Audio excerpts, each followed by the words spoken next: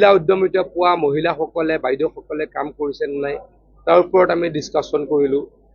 কিমান কিলোমিটাৰ প্ৰায় 280 kilometre PWD ৰাস্তাৰ কাম এতিয়া অনগোয়িং চলি আছে, কি ষ্টেজত আছে তাৰ ওপৰত আমি ডিছকাশ্যন কৰিলোঁ।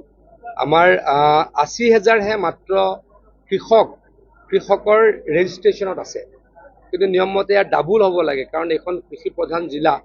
আমাৰ কৃষক ৰেজিষ্ট্ৰেশ্যন হয়, ফাৰ্মাৰ ৰেজিষ্ট্ৰেশ্যন হয়। 80,000 ৰেজিষ্টাৰ্ড কৃষক আছে, কিন্তু মোৰ বোধেৰে হ'ব লাগে মিনিমাম ইয়াৰ ডাবুল।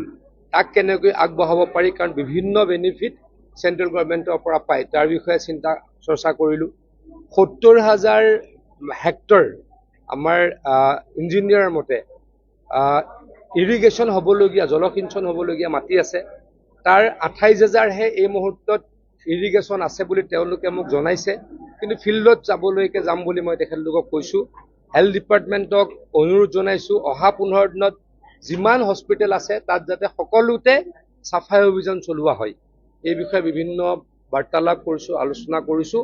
পৰৱৰ্তী সময়তো 15 দিনত এদিন আহিবলৈ চেষ্টা কৰিম। জিলাখনক আগুৱাই লৈ যাবলৈ বিধায়কসকলক লৈ, ডিষ্ট্ৰিক্ট এডমিনিষ্ট্ৰেশ্যনক লৈ, আমি সকলোৱে, সাংসদক লৈ আমি সকলোৱে চেষ্টা কৰিম।